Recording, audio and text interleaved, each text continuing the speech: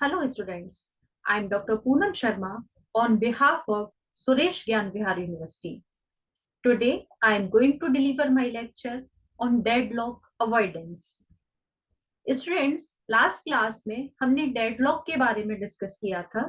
Deadlock एक ऐसी situation जिसमें मल्टीपल प्रोसेसेस इनफाइनाइट टाइम के लिए वेटिंग की कंडीशन में आ गई हैं, यानी कि प्रोसेसेस जिस रिसोर्स के लिए रिक्वेस्ट कर रही हैं वो रिसोर्स अवेलेबल नहीं है और वो रिसोर्स किसी दूसरी प्रोसेस के पास में है, और जिस प्रोसेस के पास में वो रिसोर्स है वो प्रोसेस भी किसी और रिसोर्स के लिए रिक्वेस्ट कर रही है जो फर्दर किसी और प्रोसेस के पास में है। तो इस तरह से प्रोसेसेस क्या है, रिक्वेस्ट के मोड में है और उनको रिसोर्सेज नहीं मिल पा रहे हैं और प्रोसेसेस इनफाइनाइट टाइम के लिए वेटिंग की सिचुएशन में है। तो इस डेडलॉक की सिचुएशन में धीरे धीरे साइकिल बढ़ता जाता है और हमारा सिस्टम काम करना बंद करता जाता है। तो डेडलॉक के सिचुएशन से निकलने के लिए डेडलॉक के हमने 4 कंडीशंस पहले डिस्कस की थी कि डेडलॉक आने के लिए क्या 4 नेसेसरी कंडीशंस हैं जिनकी वजह से डेडलॉक आता है। वो 4 कंडीशंस क्या थी? Mutual exclusion, hold and wait, no preemption and circular wait. ये चारों कंडीशन अगर एक साथ सिस्टम में आती हैं तो डेडलॉक की कंडीशन बनती है। फिर हमने कहा था कि अगर डेडलॉक सिस्टम में आ जाता है तो उससे हैंडल करने के लिए 3 मेथड्स हो सकते हैं। 3 तरह से हम डेडलॉक को हैंडल करेंगे। पहला मेथड था कि अगर सिस्टम में डेडलॉक आता है तो डेडलॉक को रोकने के लिए हम क्या करें, ये जो चारों कंडीशंस हैं इनके साथ एक बात थी कि चारों कंडीशन अगर साइमल्टेनियसली अगर होती हैं, यानी एक साथ अगर ये चारों कंडीशन हमारे सिस्टम में आती हैं तो ही डेडलॉक आएगा। अगर इन चारों में से किसी एक कंडीशन को भी हम सिस्टम में आने से रोक दें तो डेडलॉक से बचा जा सकता है। तो हमने इस तरह की सिचुएशन को, ये जो मेथड है हैंडल करने का, इसको हमने नाम दिया डेडलॉक प्रिवेंशन। यानी डेडलॉक प्रिवेंशन में हम क्या करते हैं, इन चारों कंडीशंस को रोकने की कोशिश करते हैं कि ये चारों कंडीशंस में से अगर किसी भी कंडीशन को रोक पाए तो डेडलॉक से बचा जा सकता है। लेकिन साथ ही हमने लास्ट लेक्चर में ये भी पढ़ा था कि 100% हम चारों कंडीशंस को नहीं रोक सकते, क्योंकि सभी चारों कंडीशंस को रोकने के जो मेथड्स थे उनमें कुछ ना कुछ ड्रॉबैक्स थे जिनकी वजह से हम 100% श्योरली नहीं कह सकते थे कि ये चारों कंडीशंस रुक ही जाएंगी। तो अब हम नेक्स्ट मेथड पर चल रहे हैं, वो है डेडलॉक अवॉइडेंस। सेकंड मेथड जो है वो क्या कहता है, वो कहता है कि हम कुछ इस तरह का सेट ऑफ रूल्स बनाए, कुछ इस तरह की कंडीशंस बनाए, कुछ रूल्स इस तरह के बनाए जिनको अगर फॉलो किया जाए तो हम ये मान सकते हैं कि सिस्टम में डेडलॉक नहीं आएगा। तो हमने पहले क्या बात की, deadlock prevention algorithm prevent deadlock by ensuring that at least one of the necessary condition for deadlock can not occur।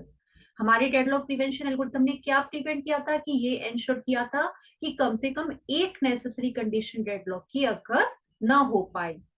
But this method are low device utilization and reduce system throughput.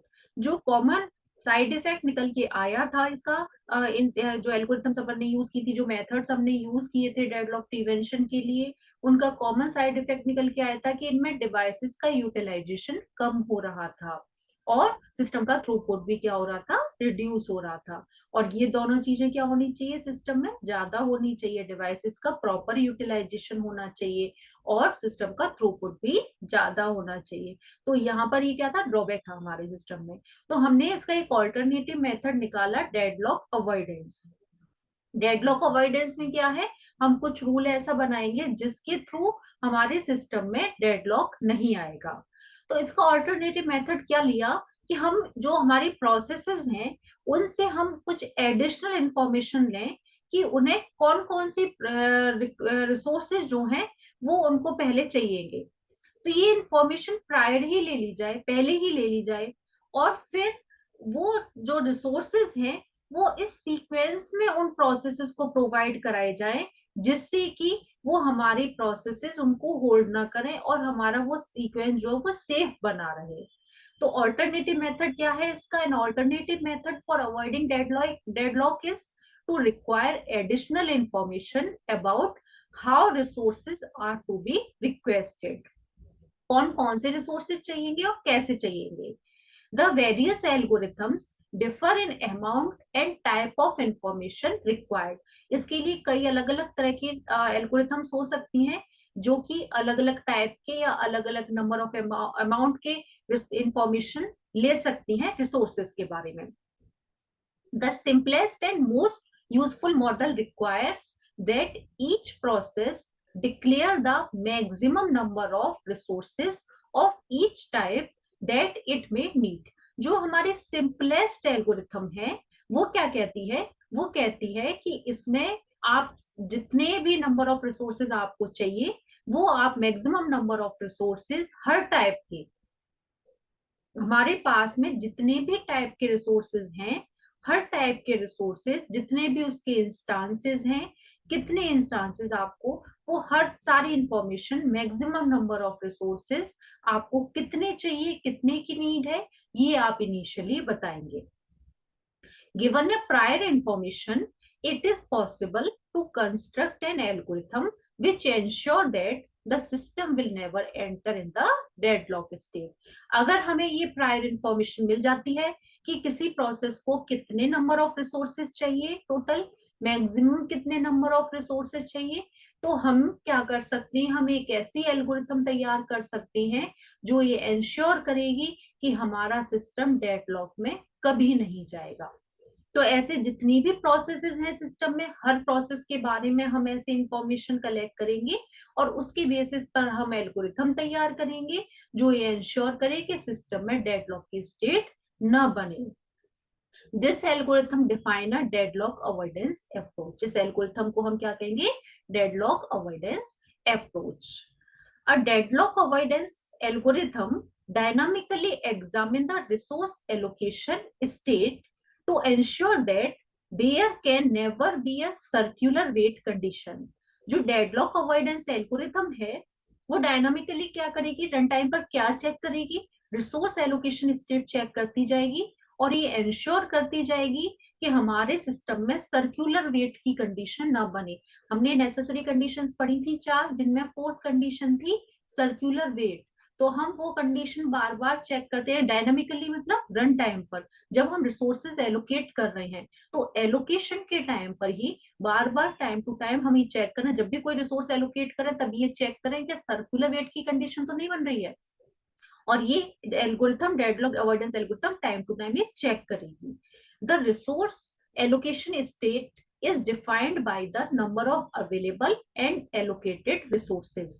जो resource allocation state है वो कैसे define होगी, कितने हमारे पास में available resources हैं और कितने रिसोर्सेज हमने एलोकेट के रखे हैं, और हमारी प्रोसेस की मेटा स्ट्रक्चर हम मेंटेन करेंगे और इनके बेसिस पर ही रिसोर्सेज को एलोकेट कराएंगे। इनके बेसिस पर डेडलॉक अवॉइडेंस जो एल्गोरिथम है, जब हमारे पास में ये इंफॉर्मेशन आ जाती है ये कि हमें कितने total number of resources process को चाहिए, कितने हमारे पास में अवेलेबल रिसोर्सेज हैं, कितने एलोकेटेड हैं, मैक्सिमम डिमांड कितनी है, तो हम जो रूल अप्लाई करते हैं, जो प्रोटोकॉल अप्लाई करते हैं वो होती है सेफ स्टेट का रूल। सेफ स्टेट का रूल जो होता है वो क्या कहता है, सेफ स्टेट क्या होती है पहले ये समझते हैं। A state is safe if the system can allocate resources to each process up to its maximum in some order and still avoid deadlock। अब हमें ये पता चल गया कि हमें मैक्सिमम कितने नंबर ऑफ रिसोर्सेज चाहिए। अब जब हम उन रिसोर्सेज को एलोकेट करेंगे तो इस फॉर्म में एलोकेट करेंगे, इस ऑर्डर में एलोकेट करेंगे कि उन्हें एलोकेट करने के बाद में हमारा सिस्टम डेडलॉक में न जाए। अगर इस ऑर्डर में एलोकेट करते हैं तो हम उसे कहते हैं सेफ स्टेट, और अगर हम जिस ऑर्डर में प्रोसेसेस को रिसोर्स दे रहे हैं उस ऑर्डर में देने से अगर सिस्टम में डेडलॉक आ रहा है तो हम उसे कहते हैं अनसेफ स्टेट। तो a system in a safe state only if there exists a safe sequence। तो जो ऑर्डर हम बनाते हैं, जिस ऑर्डर में हम रिसोर्सेज को एलोकेट करते हैं और हमारे सिस्टम में अगर उस ऑर्डर में रिसोर्सेज देने से सिस्टम में डेडलॉक नहीं आता तो हम उस ऑर्डर को बोलते हैं safe sequence. A sequence of processes P1 P2 से लेकर Pn कोई भी नंबर हो सकता है, Pn तक की सीक्वेंस जो है is a safe sequence for the current allocation state. If for each PI process, the resources that PI can still request can be satisfied by the currently available resources plus the resources held by all PJ processes. हम P1 से लेकर P2, P3, P4, Pn, n कोई भी number है, यहां तक का एक नंबर है, प्रोसेसेस का नंबर है, एक सीक्वेंस है प्रोसेसेस का। ये सीक्वेंस जो है वो सेफ सीक्वेंस होगा करंटली एलोकेशन स्टेट में, अगर हर पीआई प्रोसेस के लिए रिसोर्सेस जो भी वो रिक्वेस्ट कर रही है वो रिसोर्सेज अवेलेबल हैं, यानी जो भी वो रिक्वेस्ट करेगी उसकी रिक्वेस्ट सेटिस्फाइड होगी, उसके लिए रिसोर्सेस अवेलेबल है। तो या तो रिसोर्सेज अवेलेबल है या कोई दूसरी प्रोसेस है पीजे, वो उसको वो रिसोर्सेज थोड़ी देर में दे देगी। तो या तो अवेलेबल रिसोर्सेज में से हो जाएगा या कोई भी नंबर की प्रोसेस, पीजे नंबर की प्रोसेस से रिसोर्सेज फ्री हो जाएंगे और उस प्रोसेस को मिल जाएंगे। तो अगर ऐसा हो रहा है तो क्या है वो सीक्वेंस, क्या है, सेफ सीक्वेंस है। In this situation, if the resource that the process pi needs are not immediately available, then PI can wait until all PJ have finished. अगर जो प्रोसेस पीआई, आई कोई भी नंबर हो सकता है, जे कोई भी नंबर हो सकता है, तो कोई भी सिचुएशन है उसमें अगर ऐसा होता है कि if the resources that the process pi needs, कोई भी प्रोसेस है पीआई, उसे कुछ रिसोर्सेज चाहिए और वो रिसोर्सेज इमीडिएटली अवेलेबल नहीं है, तो क्या होगा, जो प्रोसेस पीआई है वो वेटिंग की कंडीशन में चली जाएगी। और कब तक वेट करेगी, जब तक कि सभी पीजे प्रोसेसेस फिनिश नहीं हो जाती। पीजे प्रोसेस कौन सी है, जिनके पास में वो रिसोर्सेज हैं। तो पीजे प्रोसेस फिनिश होंगी, वो अपने रिसोर्सेज को फ्री करेंगी और वो रिसोर्सेज पीआई प्रोसेस के काम में आ जाएंगे। When they have finished, pi can obtain all it's needed resources, completes its designated task, return its allocated resources and terminate। जैसे ही पीजे प्रोसेस कंप्लीट होगी वो रिसोर्सेज फ्री करेगी, वो रिसोर्सेज पीआई प्रोसेस ले लेगी, उन्हें यूटिलाइज करेगी, अपना काम कंप्लीट करेगी और फिर उसके बाद उन रिसोर्सेज को वो भी फ्री कर देगी और टर्मिनेट हो जाएगी। When PI terminates, PI plus one can obtain its needed resources and so on।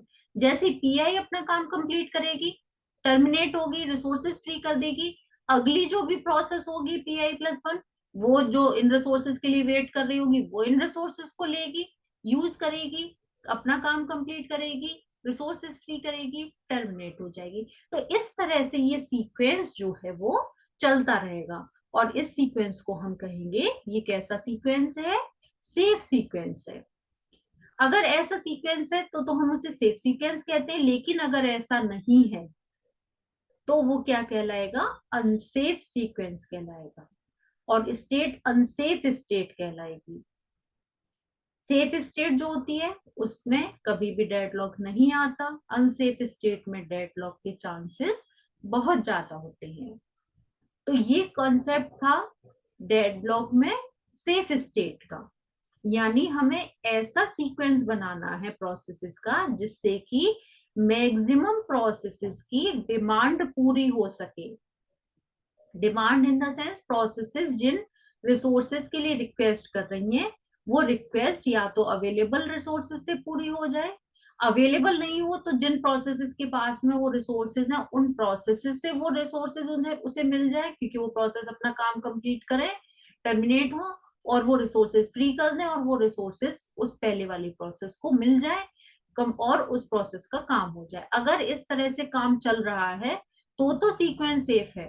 लेकिन अगर ऐसा हुआ कि प्रोसेस ने रिक्वेस्ट की, रिसोर्स अवेलेबल नहीं है, वो रिसोर्स किसी और प्रोसेस के पास में, और वो प्रोसेस कंप्लीट होके, काम कंप्लीट होके प्रोसेस रिसोर्सेज को फ्री नहीं कर रही है, टर्मिनेट नहीं हो रही है बल्कि वो भी वेटिंग में चली जाती है, तो डेडलॉक जैसी सिचुएशंस बनती हैं।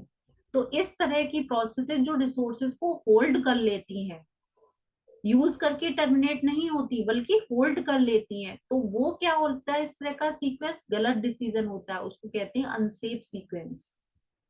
तो हमें हमारे सिस्टम में अनसेफ सीक्वेंस नहीं रखना बल्कि सेफ सीक्वेंस डालना है। अब इसके बाद में डेडलॉक अवॉइडेंस जो है वो एंश्योर करता है कि सिस्टम के अंदर हमेशा सेफ स्टेट बनी रहे।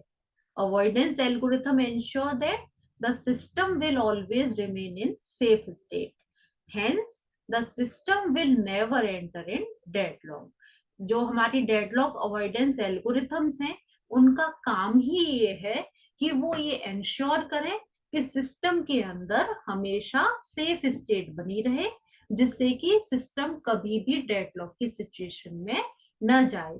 हमने यही कहा था इस सेकंड मेथड में कि हम कुछ ना कुछ ऐसा प्रोटोकॉल बनाएंगे, कुछ ऐसे सेट ऑफ रूल तैयार करेंगे जिनको अगर फॉलो किया जाए तो सिस्टम में डेडलॉक नहीं आएगा। तो हमने यहाँ पे रूल क्या बनाया, हमने ये बनाया कि सिस्टम के अंदर जब भी कोई जो प्रोसेसेस हैं उन प्रोसेसेस की रिक्वेस्ट को इस ऑर्डर में फुलफिल किया जाए कि मैक्सिमम प्रोसेसेस की डिमांड फुलफिल हो सके, उस सीक्वेंस को हमने दिया सेफ सीक्वेंस, यानी हमारी प्रोसेसेस सेफ स्टेट में रहे। तो सेफ स्टेट का रूल हम फॉलो करेंगे तो हमारे सिस्टम में डेडलॉक नहीं आएगा। अगर सेफ स्टेट फॉलो नहीं करेंगे तो सिस्टम के अंदर डेडलॉक की सिचुएशन बनेगी। तो जो हमारी प्रोटोकॉल है वो क्या है, safe state. Whenever a process requests for a resource that is currently available, the system must decide whether the resource can be allocated immediately or whether the process must wait. The request granted only if the allocation leave the system in safe state. जब भी कोई process किसी resource के लिए request करती है और वो रिसोर्स उस समय अवेलेबल है, तो ऐसा नहीं कि तुरंत उस प्रोसेस की डिमांड पूरी कर दी जाए। जब हम सेफ स्टेट का रूल फॉलो कर रहे हैं तो हम डिमांड पूरी करने से पहले ये चेक करेंगे कि उस प्रोसेस को वो रिसोर्स देने के बाद क्या हमारा सिस्टम सेफ स्टेट में रहेगा। अगर हमारा सिस्टम सेफ स्टेट में रहेगा तो ही हम उस प्रोसेस की डिमांड को पूरी करेंगे, अदरवाइज उस प्रोसेस को हम वेटिंग में रहने देंगे, किसी दूसरी प्रोसेस की डिमांड को पहले पूरी करेंगे। तो पहले किस प्रोसेस की डिमांड पूरी करनी है, फिर किसकी करनी है, फिर किसकी करनी है, ये ऑर्डर हमें बहुत ध्यान से सेट करना है। ये ऑर्डर ही सेफ सीक्वेंस क्रिएट करेगा और यही हमारे सिस्टम को सेफ स्टेट में रखेगा।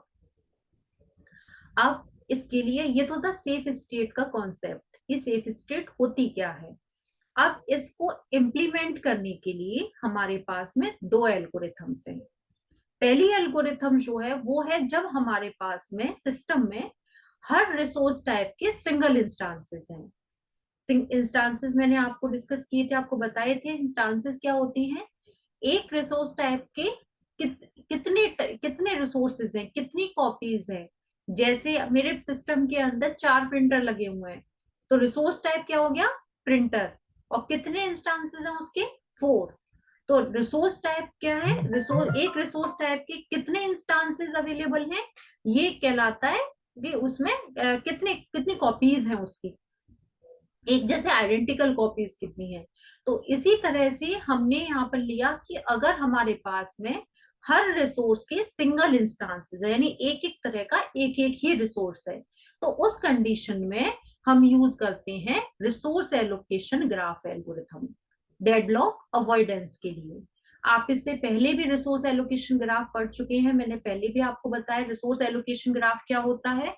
रिसोर्स एलोकेशन ग्राफ हम बनाते हैं जब हम डेडलॉक को शो करते हैं डायग्रामेटिकली, यानी आप अगर ग्राफ की फॉर्म में, डायग्राम की फॉर्म में रिप्रेजेंट करते हैं रिसोर्सेज डेडलॉक की कंडीशन को, यानी कौन सा रिसोर्स किस प्रोसेस को दिया हुआ है और कौन सी प्रोसेस किस रिसोर्स के लिए रिक्वेस्ट कर रही है, ये अगर आपको ग्राफ की फॉर्म में रिप्रेजेंट करना होता है तो हम बनाते हैं रिसोर्स एलोकेशन ग्राफ। इस रिसोर्स एलोकेशन ग्राफ को ही हम रिसोर्स एलोकेशन ग्राफ एल्गोरिथम में यूज करेंगे डेडलॉक अवॉइडेंस के लिए।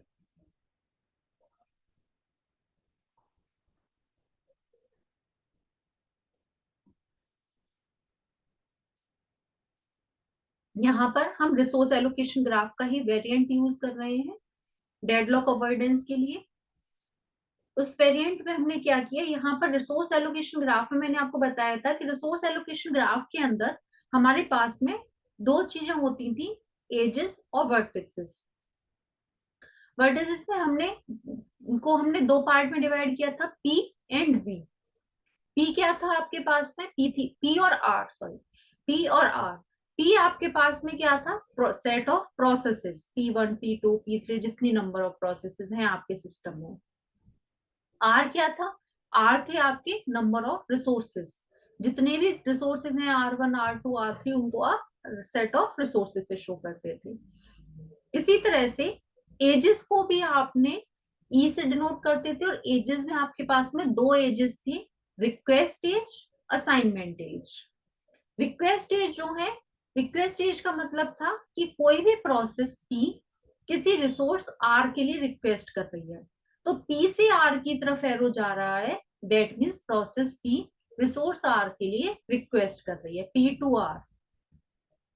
इसी तरह से रिसोर्स आर से प्रोसेस पी की तरफ एरो जा रहा है, यानी कि ये रिसोर्स इस प्रोसेस को दिया हुआ है, तो इसको हम कहते थे असाइनमेंट एज। यहां तक का पार्ट आप पहले पढ़ चुके हैं। अब हम इसी रिसोर्स एलोकेशन ग्राफ का एक वेरिएंट और यूज कर रहे हैं, जो कि डेडलॉक एलोकेशन ग्राफ एल्गोरिथम है। और इस वेरिएंट में हमने क्या किया, जो हमारा रिक्वेस्ट और असाइनमेंट एज है, इसके अलावा एक और नए टाइप का एज यूज किया हमने, क्लेम एज। क्लेम एज जो है, क्लेम एज के अंदर हम क्या कर रहे हैं, कोई प्रोसेस पी है, पी से आर की तरफ एरो जाएगा, लेकिन डॉटेड एरो जाएगा, P I to R J, I कोई भी नंबर हो सकता है, जे कोई भी नंबर हो सकता है, तो P I to R J dotted arrow जाएगा, जो क्या इंडिकेट करेगा, जो इंडिकेट करेगा कि प्रोसेस पी आई में request for resource R J at some time in the future. इसका मतलब क्या है, इस समय पीआई प्रोसेस आरजे को रिक्वेस्ट नहीं कर रही है, फ्यूचर में ये प्रोसेस इस रिसोर्स को रिक्वेस्ट करेगी। हमने इसमें बताया था डेडलॉक अवॉइडेंस एल्गोरिथम में हम अभी बात कर रहे थे कि प्रोसेसेस से आप प्रायर इंफॉर्मेशन लेते हैं कि उन्हें कौन कौन से रिसोर्सेस चाहिएंगे इन फ्यूचर। ये इंफॉर्मेशन प्रोसेसेस से मैक्सिमम नीड कितनी है प्रोसेस को रिसोर्सेज की, ये इंफॉर्मेशन प्रोसेसेस से प्रायर ही ले ली जाती है, पहले ही ले ली जाती है। तो ये इंफॉर्मेशन हमारे काम में आती है सीक्वेंस बनाने के लिए, कि प्रोसेसेस की किस प्रोसेस की नीड को पहले फुलफिल करना है, किसको फिर बाद में करना है, सीक्वेंस बनाने के लिए काम में आती है। तो हमें इंफॉर्मेशन प्रायर कैसे ले रहे हैं, हमने क्या किया, एक क्लेम एज बना दिया। पहले प्रोसेस रिक्वेस्ट करने से पहले क्या करे, पहले क्लेम करे कि उसे कौन कौन से रिसोर्सेस चाहिए। जब वो क्लेम करेगी, क्लेम करने के बाद में फिर हम चेक करेंगे कि क्लेम के बाद में साइकिल तो नहीं बन रहा है सिस्टम में। अगर सिस्टम में साइकिल नहीं बन रहा है, तो ये क्लेम एज जो है वो कन्वर्ट हो जाएगा रिक्वेस्ट एज में, और फिर वो रिक्वेस्ट एज कन्वर्ट हो जाएगा असाइनमेंट एज में।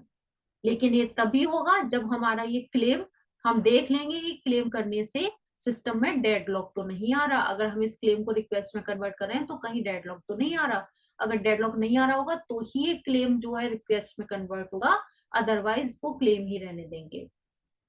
तो ये क्या है, ये बता रहा है कि ये फ्यूचर में इसको request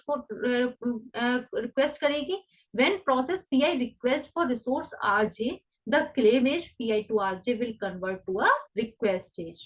that means before process PI start execution, all its claim age must already appear in the resource allocation graph। यानी कि इससे पहले कि कोई प्रोसेस किसी रिसोर्स के लिए रिक्वेस्ट करे, उससे पहले उसे क्लेम करना होगा, पहले उसे बताना होगा कि उसे कौन कौन से रिसोर्सेस चाहिए। फिर हम डिसाइड करेंगे कि क्या उस रिसोर्स को देने से हमारा सिस्टम सेफ है। अगर हमारा सिस्टम सेफ है तो ही उसका क्लेम रिक्वेस्ट में कन्वर्ट होगा, अदरवाइज उसका रिक्वेस्ट क्लेम जो रिक्वेस्ट में कन्वर्ट नहीं किया जाएगा। Suppose the process PI request for resource RJ, suppose करते हैं हमारे पास कोई प्रोसेस है पीआई जो किसी रिसोर्स आरजे के लिए रिक्वेस्ट कर रही है, then the request can be granted only if converting the request age pi to rj to an assignment age rj to pi does not result in the formation of a cycle in the resource allocation graph. हमारे पास में कोई process है pi जो request कर रही है किसी रिसोर्स आरजे के लिए। अब ये रिक्वेस्ट तभी ग्रांट की जाएगी, यानी जो पीआई से आरजे है वो आरजे टू पीआई तभी होगा, यानी कि असाइनमेंट में तभी कन्वर्ट होगा जब हम ये चेक कर लेंगे कि क्या ऐसा करने से हमारे सिस्टम में साइकिल तो नहीं बन रहा। सर्कुलर वेट वाली कंडीशन थी ना, वो चेक की जाएगी कि सर्कुलर वेट वाली कंडीशन तो नहीं बन रही, साइकिल तो नहीं बन रहा सिस्टम में। अगर सिस्टम में साइकिल नहीं बन रहा है तो ये साइकिल क्या फॉर्म करता है, साइकिल की वजह से डेडलॉक आता है। तो अगर साइकिल नहीं बन रहा है सिस्टम में तो हम इसमें उसको आरजे टू पीआई अलाउ करेंगे, अदरवाइज नहीं अलाउ होगा, वो रिसोर्स उस प्रोसेस को प्रोवाइड नहीं किया जाएगा। अभी हम चेक कैसे करते हैं कि साइकिल तो नहीं बन रहा, इसके लिए हमारे पास में ये चेक करने के लिए we can also check the safety by using a cycle detection algorithm.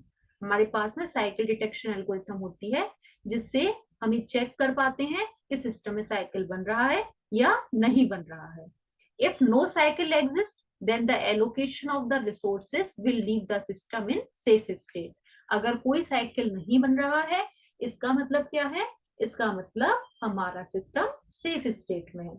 और अगर साइकिल बन रहा है, सर्कुलर रेट की कंडीशन बन रही है, दैट मीन्स सिस्टम के अंदर डेडलॉक आ सकता है, डेडलॉक की सिचुएशन बन रही है। तो इस तरह से आप रिसोर्स एलोकेशन ग्राफ बना के और उससे पता लगा सकते हैं कि सिस्टम के अंदर सेफ स्टेट है या नहीं है। पहले प्रोसेस से क्लेम करवाइए कि उसे कौन कौन से रिसोर्सेज चाहिए, फिर चेक करिए क्या क्लेम जो है वो रिक्वेस्ट में कन्वर्ट तभी करेंगे जब हम चेक कर लेंगे सिस्टम में साइकिल तो नहीं बन रही। साइकिल अगर नहीं बन रहे हैं तो जो हमारे क्लेम है वो हमारे रिक्वेस्ट में कन्वर्ट होंगे और हमारी रिक्वेस्ट जो है वो असाइनमेंट एज में कन्वर्ट हो जाएंगी। लेकिन अगर सिस्टम में साइकिल्स बन रहे हैं, हमारी जो साइकिल डिटेक्शन एल्गोरिथम्स हैं वो ये चेक करके बता देंगे अगर सिस्टम में साइकिल बन रहा है तो उस कंडीशन में हम उस सीक्वेंस में उन प्रोसेसेस की रिक्वेस्ट फुलफिल नहीं करेंगे। इसके बाद में ये तो थी बात कि जब हमारे पास में हर रिसोर्स टाइप का सिंगल इंस्टांस हो, यानी एक एक तरह के एक एक रिसोर्सेज हमारे पास में अगर अवेलेबल हैं तो हम उसको यूज करते हैं, हम इसमें यूज करते हैं रिसोर्स एलोकेशन ग्राफ एल्गोरिथम। लेकिन जब हमारे पास में मल्टीपल इंस्टांसेस हो, यानी कि एक तरह के मल्टीपल रिसोर्सेज, जैसे मैंने अभी आपको एग्जांपल बताया था इसमें कि मेरे पास में प्रिंटर है और ये मेरे पास में 4 प्रिंटर है मेरे पीसी पे, तो वो 4 प्रिंटर क्या है, प्रिंटर तो क्या है रिसोर्स टाइप, और 4 प्रिंटर है तो दैट मीन्स हमारे पास प्रिंटर रिसोर्स टाइप के 4 इंस्टांसेस अवेलेबल है। तो अगर आपके पास में एक एक रिसोर्स के मल्टीपल मल्टीपल इंस्टांसेस अवेलेबल हैं तो वहां पर रिसोर्स एलोकेशन ग्राफ एल्गोरिथम काम नहीं करती, क्योंकि जब हमने रिसोर्स एलोकेशन ग्राफ पढ़ा था तब उसमें मैंने आपको बताया था वहां पर अगर कई बार साइकिल बनता भी है तो वो भी साइकिल जो है वो सफिशिएंट कंडीशन नहीं होता डेडलॉक के लिए।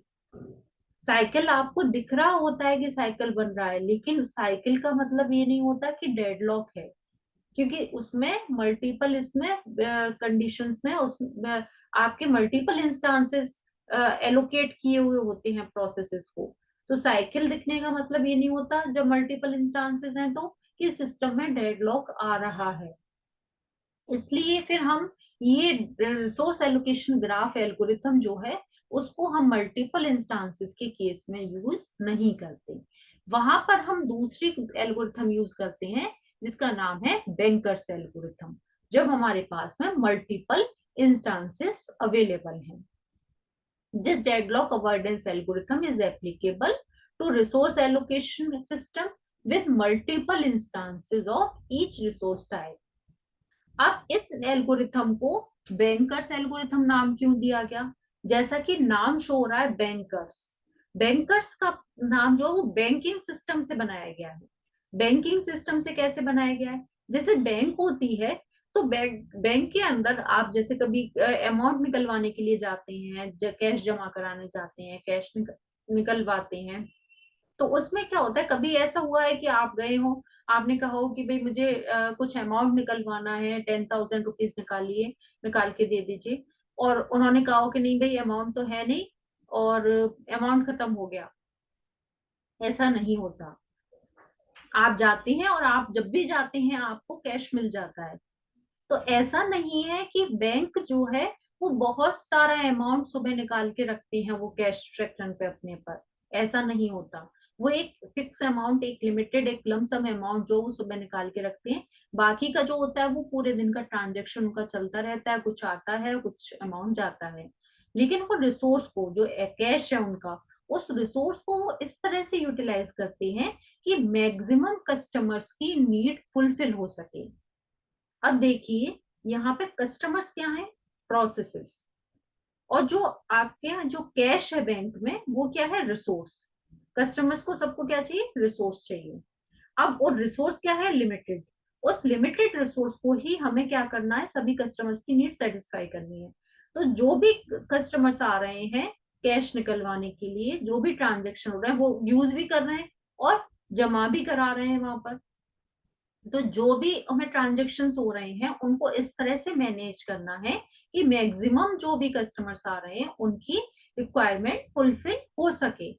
तो आपने कई बार देखा होगा, आप कोई भी चेक लगाते हैं, बड़ा चेक लगाते हैं, और या कोई भी एफडी आपने कैश कराई, कुछ कराई, तो उसमें वो कहते हैं कि ठीक है 3 बजे बाद आपके अकाउंट में बैलेंस आ जाएगा। 3 बजे बाद का टाइम क्यों देते हैं? क्योंकि 3 बजे तक उनका मैक्सिमम काम हो चुका होता है, मैक्सिमम ट्रांजेक्शन हो चुके होते हैं। उसके बाद में 4 बजे तक काम कंप्लीट हो जाता है बैंक का। तो वो क्या करता है, लास्ट के आवर्स में जब क्लोजिंग का टाइम होता है उस समय पर वो फाइनली जो बड़ी प्रोसेसेस हैं, जिनको ज्यादा रिसोर्सेज चाहिए या जिनकी वजह से कैश खत्म हो सकता था उनका, उन प्रोसेसेस की भी रिक्वायरमेंट फुलफिल होती है, लेकिन उनको वो बाद में कर रहा है, उनको वेटिंग में रख रहा है। और जिनकी रिक्वायरमेंट वो तुरंत पूरी कर सकते हैं और जिनको पूरी करने से कोई प्रॉब्लम नहीं आएगी या आगे की प्रोसेसेस नहीं रुकेंगी, उनके रिक्वायरमेंट को वो हैंड टू हैंड पूरी कर देने से, आप 5,000 निकलवाने गए, 10,000 निकलवाने गए, वो तुरंत ही निकाल के दे देंगे। आप 3 लाख 5 लाख निकलवाने गए, वो थोड़ा वेट कराएंगे या बाद में करेंगे, चेक से होगा वो पेमेंट, और चेक से होगा वो बाद में होगा, अकाउंट में जाएगा या फिर।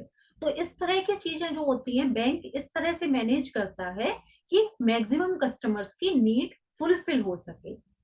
तो इसी थीम के बेसिस पर, इसी कंसेप्ट के बेसिस पर ये बैंकर्स एल्गोरिथम निकाली गई। बैंकर्स एल्गोरिथम भी क्या कर रही है?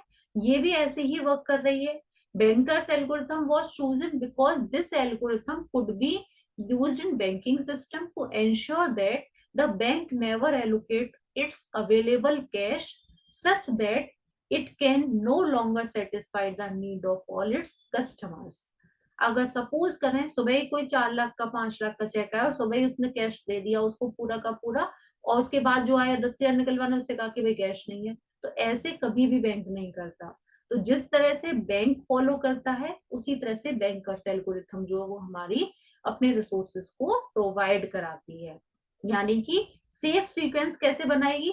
सेफ सीक्वेंस ऐसे बनाएगी इसमें कि जिन प्रोसेसेस की नीड को तुरंत फुलफिल किया जा सकता है और उनकी नीड फुलफिल करने से सिस्टम हैंग नहीं होगा हमारा, उनकी नीड तो पहले पूरी कर दो। और जिन प्रोसेसेस को दे के पास में रिसोर्सेज देने से सिस्टम रुक सकता है, उनको भी वेटिंग में रखो, उनकी नीड को बाद में पूरी करेंगे। पूरी सबकी रिक्वायरमेंट होगी, लेकिन कहीं किसी प्रोसेस को वेट करा सकते हैं, किसी प्रोसेस को तुरंत पूरी कर सकते हैं, लेकिन इस तरह से करना है जिससे मैक्सिमम प्रोसेसेस की नीड कंप्लीट हो सके। अब इसमें भी जैसे हम प्रायर इन्फॉर्मेशन लेते थे, वैसे यहाँ भी प्रायर इन्फॉर्मेशन आपको लेनी पड़ेगी हर प्रोसेस से, कि पहले आप बताओ कि कितना है। जैसे आप बैंक में जाते हो तो आप स्लिप भर के देते हो, पहले आपको बताना पड़ता है आपको कितना अमाउंट चाहिए। उसी तरह से यहाँ भी प्रायर इन्फॉर्मेशन हर प्रोसेस से पहले ली जाएगी कि भाई आपको कौन कौन से रिसोर्सेज चाहिए और कितने चाहिए। When a user requests for a set of resources, the system must determine whether the allocation of these resources will leave a system in a safe state। जब भी कोई यूजर रिक्वेस्ट करता है, यूजर या प्रोसेस जो है request करती है किसी रिसोर्स के लिए, तो सिस्टम पहले चेक करता है कि क्या उसको वो एलोकेट करने के बाद में सिस्टम सेफ स्टेट में रहेगा। इफ इट विल, अगर ऐसा होगा, then the resources are allocated, otherwise the process must wait until some other process release enough resources। तो अगर सिस्टम पहले चेक करेगा कि क्या रिक्वेस्ट फुलफिल करने के बाद सिस्टम सेफ रहेगा, अगर रहेगा तो उसे वो रिसोर्सेज एलोकेट कर दिए जाते हैं, अदरवाइज उस प्रोसेस को वेट करने दिया जाता है। कब तक? जब तक कि कोई दूसरी प्रोसेस एनफ रिसोर्सेज फ्री नहीं कर देती। यहाँ पर जो हमारी बैंकर्स एल्गोरिथम है, यहाँ पर भी कई सारे डेटा स्ट्रक्चर्स हैं जिनको कि मेंटेन किया जाता है बैंकर्स एल्गोरिथम को इम्प्लीमेंट करने के लिए।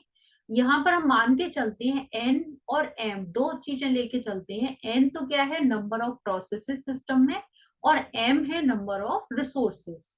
तो ये डेटा स्ट्रक्चर क्या कहता है? इसमें मैट्रिक्स बनाई जाती है एम और एन की, जिसमें हम लगाते हैं अवेलेबल। पहला डेटा स्ट्रक्चर होता है अवेलेबल। अवेलेबल क्या बताता है? The vector length m indicate the number of available resources. कितने total number of resources available हैं उनको शो करते हैं वेक्टर लेंथ m से। फिर आते हैं आपके मैक्स। मैक्स का मतलब होता है मैक्सिमम डिमांड कितनी है, किसी प्रोसेस की डिमांड कितनी है रिसोर्स के लिए। तो ये प्रोसेस बाय प्रोसेस अलग अलग होगी, वेरी करेगी। किसी प्रोसेस की मैक्सिमम डिमांड अलग होगी, किसी प्रोसेस की अलग होगी। तो ये जो मैट्रिक्स है एन मल्टीप्लाई बाई एम, यानी प्रोसेस और रिसोर्सेस के कॉम्बिनेशन से जो मैट्रिक्स बनेगी उसे कहेंगे एन मल्टीप्लाई एम मैट्रिक्स। तो N multiply M matrix define करेगी कि किस प्रोसेस की मैक्सिमम डिमांड कितनी है रिसोर्सेज के लिए। फिर आता है एलोकेशन। एलोकेशन बताता है आपका किस प्रोसेस को कितने रिसोर्सेज एलोकेट किए गए हैं हर टाइप के। एक टाइप के मल्टीपल रिसोर्सेज भी एलोकेट हो सकते हैं क्योंकि मल्टीपल इंस्टांसेस हमारे पास में अवेलेबल है। तो हर टाइप के कितने रिसोर्सेज किस प्रोसेस को एलोकेट किए गए हैं, ये भी एन मल्टीप्लाई एम मैट्रिक्स से डिफाइन होता है। फिर आता है नीड। नीड भी एन मल्टीप्लाई एम से ही निकलती है। नीड के अंदर आता है कि रिसोर्स एलोकेट करने के बाद अब कितनी नीड बची हुई है हर प्रोसेस की, रिमेनिंग रिसोर्सेज के लिए कितनी नीड है प्रोसेस की। तो ये भी एन मल्टीप्लाई एम मैट्रिक्स से डिफाइन होता है। तो इसके अंदर रिसोर्स एलोकेशन ग्राफ के अंदर हम डायग्राम बनाते थे, और डायग्राम के थ्रू हम चेक करते थे कि साइकिल तो नहीं आ रहा, और डायग्राम के थ्रू इसका पता किया जाता था कि सीक्वेंस सेफ है कि नहीं। यहाँ पर हम बैंकर्स एल्गोरिथम के अंदर हम मैट्रिक्स बनाते हैं, और उस मैट्रिक्स के थ्रू हम पता करते हैं कि हम अब ये रिसोर्सेज के कुछ डेटा स्ट्रक्चर पहले निकालते हैं कि अवेलेबल कितने हैं, मैक्सिमम डिमांड कितनी है, कितने एलोकेशन है, फिर नीड कितनी है। आप देखेंगे कि अब इनमें से कितने रिसोर्सेज की डिमांड पूरी की जा सकती है और किसकी पूरी नहीं की जा सकती। जिसकी पूरी करने के बाद सिस्टम सेफ रहेगा उसकी डिमांड पूरी करेंगे, जिसकी डिमांड पूरी करने के बाद में सिस्टम सेफ नहीं होगा उसकी डिमांड को पहले पूरी नहीं करेंगे। तो इस तरह से हम ये जो सेफ स्टेट का रूल है, इस रूल को फॉलो करते हुए हम इसमें डेडलॉक को अवॉइड कर सकते हैं। तो डेडलॉक अवॉइडेंस का मतलब था कि हमें क्या बनाना है, सेट ऑफ रूल्स बनाने हैं, इस तरह की कोई प्रोटोकॉल डिजाइन करनी है जिसके थ्रू जिसको अगर फॉलो किया जाए तो हम ये इंश्योर कर सकते हैं कि सिस्टम के अंदर डेडलॉक नहीं आएगा। और सिस्टम के अंदर डेडलॉक नहीं आने के लिए हमने क्या सेट ऑफ रूल बनाया है, क्या प्रोटोकॉल बनाई है? हमने प्रोटोकॉल बनाई है सेफ स्टेट की प्रोटोकॉल। यानी अगर सिस्टम सेफ है, सेफ रखना है, तो उसके लिए क्या करेंगे, सेफ सीक्वेंस फॉलो करेंगे। सेफ सीक्वेंस क्या है कि जब भी प्रोसेस रिसोर्सेज के लिए रिक्वेस्ट करे तो इस सीक्वेंस में उसे फुलफिल करना है, जिसमें कि देने से रिसोर्सेज देने से प्रोसेस हमारी प्रोसेसेस डेडलॉक में न जाए। प्रोसेस रिक्वेस्ट करे, रिसोर्स को यूज करे, कंप्लीट हो, टर्मिनेट हो, रिसोर्स फ्री करे, वो नेक्स्ट प्रोसेस के काम में आए। ऐसा नहीं होना चाहिए कि प्रोसेस ने रिसोर्स ले लिया और उसके बाद उसे होल्ड कर लिया। तो ऐसा अगर हो रहा है तो उस प्रोसेस की डिमांड को फुलफिल मत करो, उस प्रोसेस को वेट करने दो, उस प्रोसेस को हम बाद में यूज करेंगे, बाद में एग्जीक्यूट करेंगे। जिन प्रोसेसेस को देने से हमारा सीक्वेंस सेफ बना रहेगा, सिस्टम सेफ बना रहेगा, उन प्रोसेसेस की डिमांड को पहले फुलफिल करो। जिनकी डिमांड फुलफिल करने से सिस्टम सेफ नहीं रहेगा, उन सिस्टम की डिमांड को पहले फुलफिल मत करो। तो ये वाला जो कॉन्सेप्ट है, ये कॉन्सेप्ट हम फुल अप्लाई करते हुए डेडलॉक को अवॉइड कर सकते हैं। ये सबसे सिंपलेस्ट मेथड है। इसके अलावा भी और भी एल्गोरिथम्स होती हैं जिनके थ्रू डेडलॉक को अवॉइड कर सकते हैं। उनमें अलग रूल्स चलेंगे, अलग मेथड्स चलेंगे जिनके थ्रू डेडलॉक को अवॉइड कर सकते हैं, अलग सेट ऑफ रूल्स बनाएंगे। तो ये हमारे दो मेथड्स होते हैं जिनसे हम डेडलॉक को अवॉइड कर सकते हैं। पहला मेथड होता है कि डेडलॉक को प्रिवेंट करें। जो 4 नेसेसरी कंडीशंस हैं, उन कंडीशंस को रोकने की कोशिश करें। अगर उनमें से एक या एक से ज्यादा कंडीशन को आप रोक पाते हैं तो डेडलॉक से बच सकते हैं। दूसरी है कि आप अपने जो रूल है, जो प्रोटोकॉल आपने बनाई सेफ स्टेट की, उसको फॉलो कराएं। अगर वो फॉलो हो जाती है तो सिस्टम में डेडलॉक नहीं आएगा, ये इंश्योर हो जाता है। लेकिन अगर ये दोनों ही अगर अप्लाई नहीं हो पाए, यानी न तो आप सिस्टम में डेडलॉक को प्रिवेंट कर पाए, ना ही आप अवॉइड कर पाए, और सिस्टम में डेडलॉक आ गया, तो उस कंडीशन में क्या होगा? उस कंडीशन में फिर आप थर्ड मेथड पर आएंगे, जो कि हमारा लास्ट मेथड है। थर्ड मेथड आता है डेडलॉक डिटेक्शन।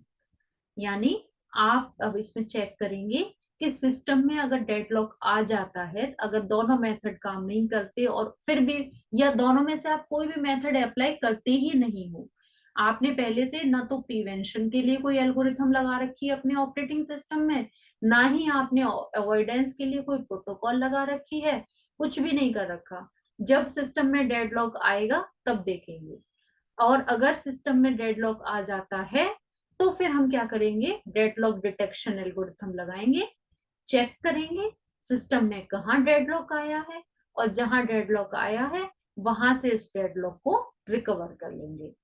तो this is the last method जिसके थ्रू आप क्या कर सकते हैं? डेडलॉक को डिटेक्ट कर सकते हैं, पता लगा सकते हैं कहाँ पर डेडलॉक है, और फिर उससे हम रिकवर कर सकते हैं। तो ये कैसे पता लगाते हैं कि डेडलॉक कहाँ पर आया है, कैसे उससे बाहर निकलते हैं, कैसे उससे रिकवर करते हैं, ये हम डिस्कस करेंगे नेक्स्ट जो हमारा लेक्चर होगा उस नेक्स्ट लेक्चर के अंदर।